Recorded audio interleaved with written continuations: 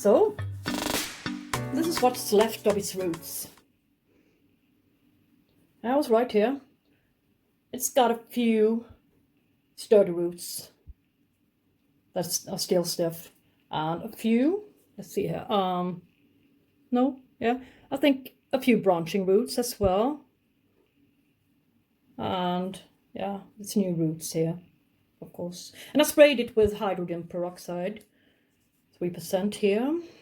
But I don't want to have it, I don't want to keep it in a larger pot than this one. I think it's 12 centimeter or something like that. And see, I used the microfiber cloth.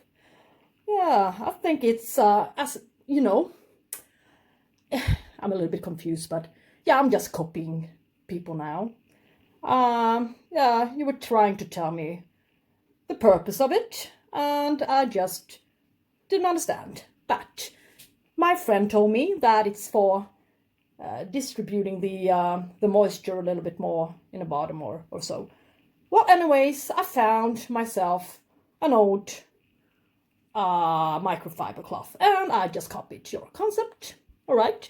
Anyways, this pot is almost too small for it, but I'm so tempted to cut the rhizome here, but well, no, I don't want a piece of an orchid with no roots that's gonna be dehydrated and stuff. So I'm figuring maybe I can just tie it up a little bit to the middle and make it less wide.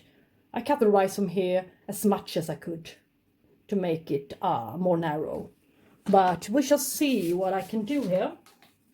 Maybe I can just I just want to bend it, you know. I don't know if that's even possible. Bend the rhizome without disturbing. No, let's see here. Maybe here. Disturbing the roots here and breaking the new root tips. But maybe if I just let's see. Be so careful. Just want to bend it. Make it more narrow. Yeah, and I think it's kind of working. Doesn't look nice, but not too much. I won't break it. I don't want to break it. Yeah, perhaps. Could be. And this thing is not going to be in the way. And the purpose of it all is in vain. Yeah. Alrighty. Now let's see. What's next? Now I rinsed some pumice. I think they're nice to put on top as a top layer because I like the looks of them a little bit more than I like the looks of leca. And of course my leca here. But I'm not so fond of this bag I got. Yeah, they vary in size, but maybe the small size leca is quite good for such young orchids that I'm gonna repot in it. But well, I don't know. I'm a rookie on this, as you know. So if you want to, give me some advice in the comment section. Would be really happy if you did so. Anyways, I'm gonna add a few pieces of, yeah, charcoal as well to the mixture. So let's see. And all right, where to start? Now I'm getting a little bit nervous. I know you're all professionals on this. And I'm a rookie. Alrighty, you can see here, it's got a lot more room now for that. So it was a good idea to press the back side of the old pseudobulb here with the forcing it with the stripe here. But this oldest pseudobulb is going to be buried into this media. But in order to get the new roots here into the pot. Otherwise it will be like this. There's no purpose of it all. And yeah, right, we'll just start to fill this one up with some leca beads. Yeah, just press the back side.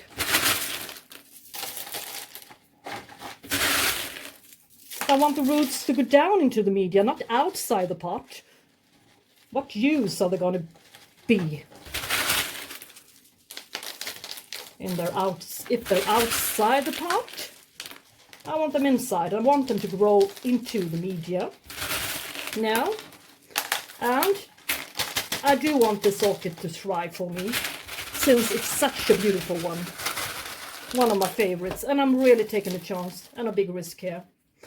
But one flower, no, I'm not going to accept that. So it's something wrong. It doesn't really like what it's been sitting in. Previously, it was sitting in a lot smaller pot, with not so much moss. Most part was coconut fiber, or coconut husk chips. And it liked it better. But as it grew and got wider, I thought, yeah, maybe a clay pot. So many of my cattleyas are sitting in clay pots with my mixture of moss and coconut fiber and bark and perlite. So, and they really love it. So, but not all cattleyas. I have a few, and those few I'm repotting with you here on YouTube. I recorded quite a lot of movies that I have not yet produced. I mean, uploaded them yet. And yeah, let's just see here. Maybe it's not. Yeah, could be. Could be. I wanted to fill it up a little bit more here. And I also want to add a top layer, as I said. So maybe, yeah. Maybe it's going to be okay.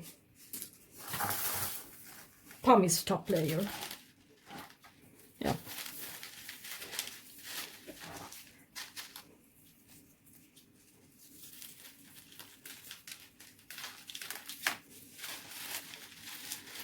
And don't press too hard on the roots.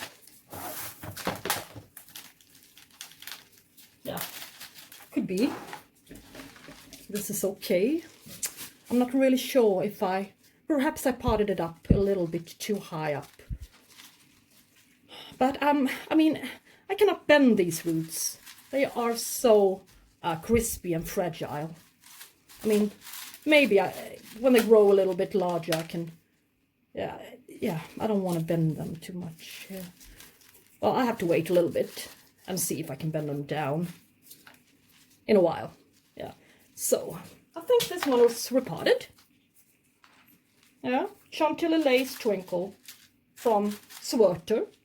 It is, and it looks like this. And I'm gonna keep you updated. And I think next year I will have to divide it, or perhaps find a larger pot for it. But for now, it's got room for its next growth, at least. So, yeah, looks like this. And I'm gonna place it in this pot with 5 centimeters, up here, 5 centimeters of water. Yeah. And we shall see. Yeah, I don't even have to stake it up. I think it looks great. Yeah, perhaps I can stake this one up, but it's okay. Yes. As you can see, my golf green hairy pig is sitting in this, as I showed you in my previous repotting on this one, this really stiff ball. I can hardly move the.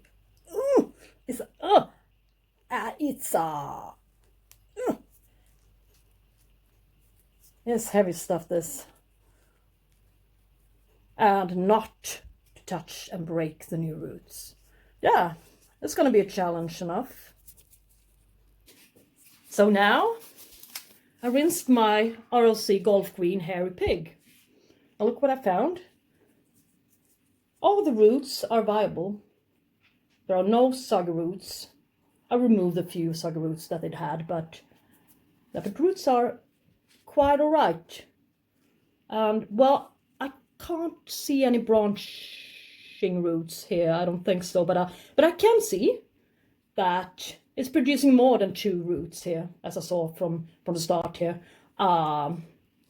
It's producing a couple of more here, so now I'm getting a little bit more confident that I'm making the right decision here. I was a little bit worried, and I almost started to regret it while I was releasing it from the this terrible, all this, you can see, all this sphagnum moss was sitting around these roots. So this one is adjusted to be sitting in quite a lot of water. Yeah, so why shouldn't it be happy in semi-hydro? But anyways, if the roots die off, it's got quite a lot of roots underneath here. So yeah, just the same start as for my apple jade, which managed, yeah, as you saw, really well. So I think this will manage, and yeah, of course I will make an update later on. And we have this one, this yeah, Rlc Memoria, Robert Strait Islander Delight. It looks like this, and the roots are, yeah, they're actually branching, but I don't know if that makes any difference or makes it better or anything. But maybe the roots will die off, but they're not so many old roots, but the ones it's got are okay and seem to be branching. But it's got a few new roots here and some there, and yeah, this one is going to be great. It's going to be a great candidate for semi-hydro, I think. And now over to the worst candidate, I think it is. It's my CattleyaRex, and yeah, as I said, it has new growth here, which has not yet produced any roots. Of course, it's too small. But the largest Sudabob here, the largest cane, is starting to produce roots. I don't know why, but it's late, I think. But yeah, but this one is prone to rotting and to black rot, and yeah, it's got black rot a little bit in this new growth here. The leaf in here died off, turned black. So I don't have so much faith in this one. Maybe next time I will try to buy a larger one. But, well, I'm not going to give up before I even tried. So it couldn't be sitting in the old media anyways, as I said. So, well, with one root, and, well, the roots are okay. Yeah, they're sturdy and so on, but no branching roots on this one. So we'll see, all right? But this one, this Nocturnum, Epidendrum Nocturnum, one of my favorites. Yeah, it's got a lovely root system. I didn't have to cut anything off this time. And I really hope it will enjoy this method. Yeah, since it's such a viable plant and vigorous plant. I mean, yeah, let's just get started. I don't really know which one to start with, but I think I'll just grab one. Maybe I can take my Golf Green, as I've been talking about that guy so many times. And I'm going to use this part. I think it's 10 or 11 centimeters. They are really difficult to get hold of. So I just had 2 of them. And one of them I had, yeah, I pre-made a few holes in it, so I had to cover them up with tape. So it won't get too dry in the media, but yeah, it will work. Now just see if I can put this microfiber cloth into the bottom. This beautiful thingies here. Alrighty, let's just fill it up with some leca. And let's just hope the roots won't die off. People who grow their orchids in leca just seem to just manage and manage and manage, even though they have, the roots are still alive after a while, and my roots on my previous attempts always dies off. So, well, just let's stay positive here. So, negativity doesn't serve you. All right, let's just see. Yeah, I think it can be a little bit soggy in there if I put it too deep down into the pot. So, yeah, I will just have a little bit more up. Yeah, in a pot here. But not too much, because I want the new growth that's on its way here.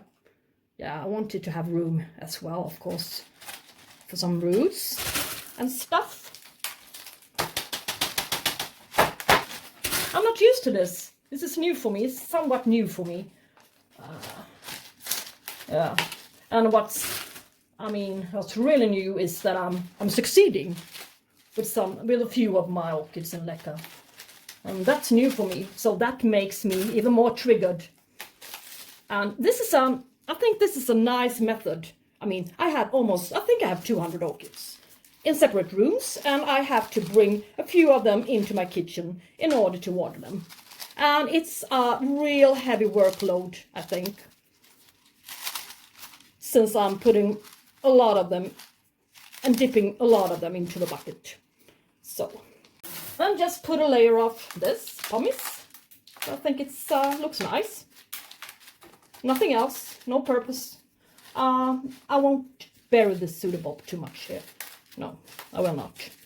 Yeah, it could be okay, this. I don't know, maybe you can, yeah, give me some advice, as I said in the comment section, but yeah, please be kind. No, it's okay. If you want to succeed, you have to take some critique.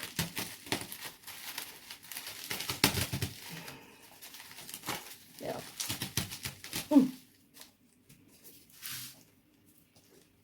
this one, I'm going to stake it up as well.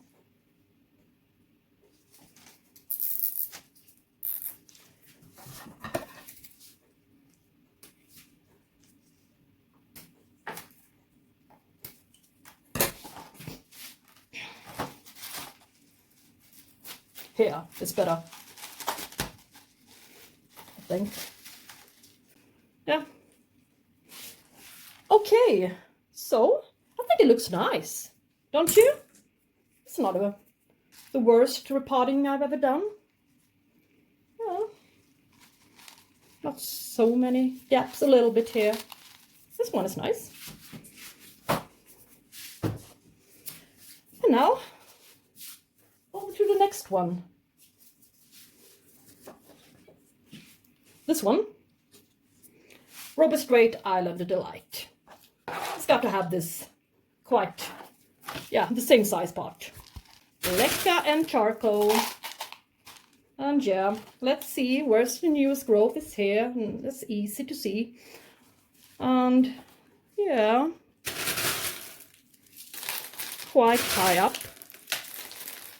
I think that goes for this one as well.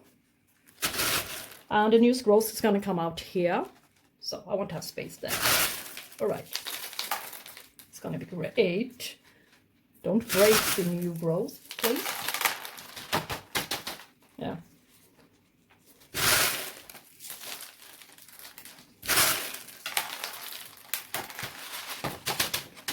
Maybe tap it, perhaps.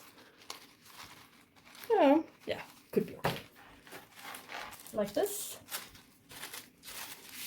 All right. And some pumice on top, I think. It's nice. Yeah, easy peasy. It's easy enough. Yeah, and I would like to stake this one up.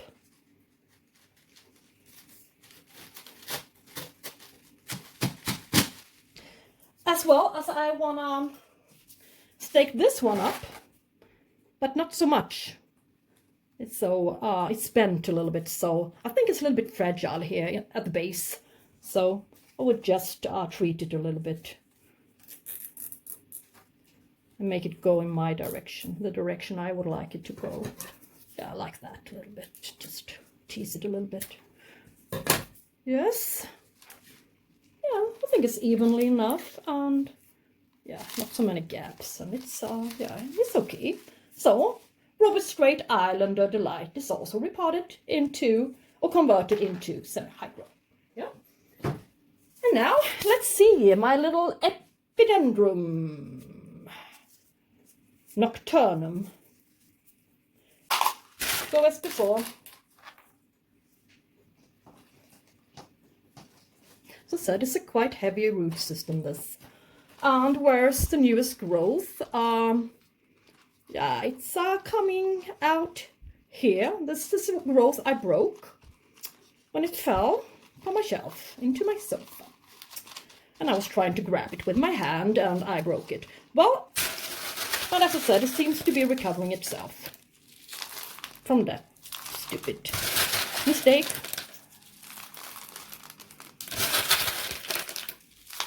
So I really hope this one is going to like this. Since I like this orchid quite a lot.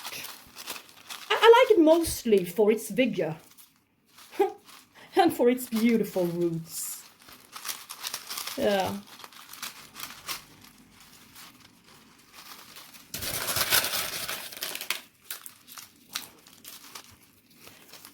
Yeah, it's a little bit more tricky. Yeah, but the roots are down there. And since it's a little bit adjusted to semi-waterculture already, I hope it will like this too. But all right, let's not just overdo it.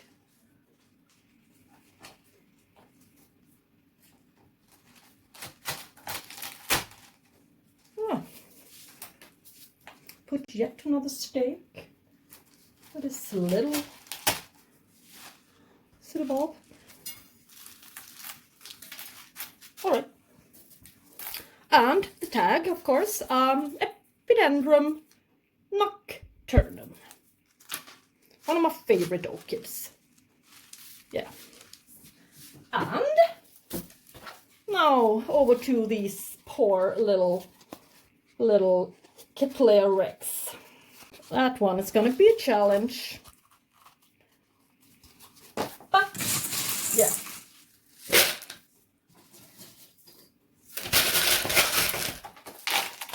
Stuff are challenging sometimes. And yes. Let's just see here. So, the newest growth, yeah, it's coming out here. I cannot see any new growth on the back side here. I think it's, from the beginning, it's 2 plants that just stuck together here, like this. But I would like to have the roots to go down without having to, so the purpose of it all won't be, maybe I can twist it a little bit. Yes, maybe like this. Yeah, okay.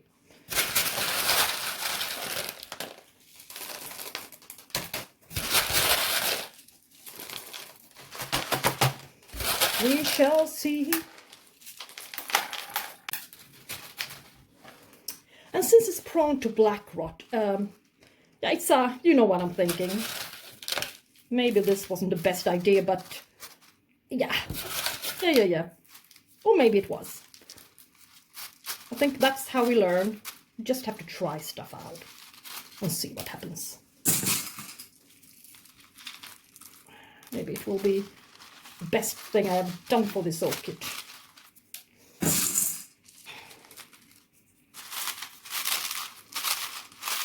This beautiful little root, I would like to cover it a little bit so it goes down. But yeah, maybe not, but we'll see. But it's a bit wobbly here. I have to stake her up.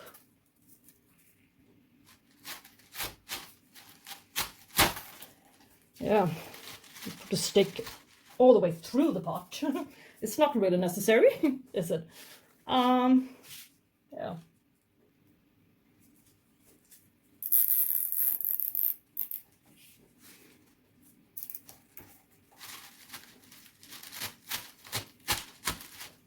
Okay. Should stay positive.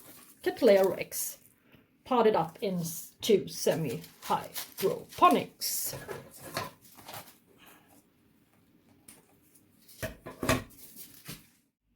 So now they're all repotted and finished result here. And I'm gonna pour water into this one now. About 5 centimeters, I think. Let's see how it looks. Yeah, up here. I think that's enough. Yeah, perfect. And this one. Yeah.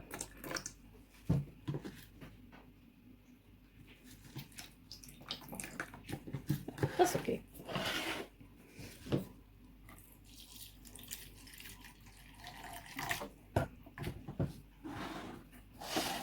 My little Nocturnum. My little friend here. Ah, yes, wish me good luck. And yeah, if it works, I can always convert my orchids in the future. Mostly for not having to repot them all the time, and as well as the workload is minimized quite a lot. I've noticed with my apogee and my angrecums and so on. Yeah, it's a work savior. So then I can get some more spare time to do something else. But I would do it. I think as soon as I see an orchid that's lost its root system, or that arrives in without roots, okay? Without any viable roots, I would just wait for it to produce a couple of new roots, and then I will convert it into semi-hydro, if this succeeds, of course. So I will keep you updated, and please write a few comments if you have any tips and tricks for me. I'm a beginner in leca growing, so yeah, I could sure use all the help I could get. All right, and so thank you so much for watching today, watching this long video with my massive semi-hydro repotting. And yes, I hope to see you next time, and have a great day. Bye bye.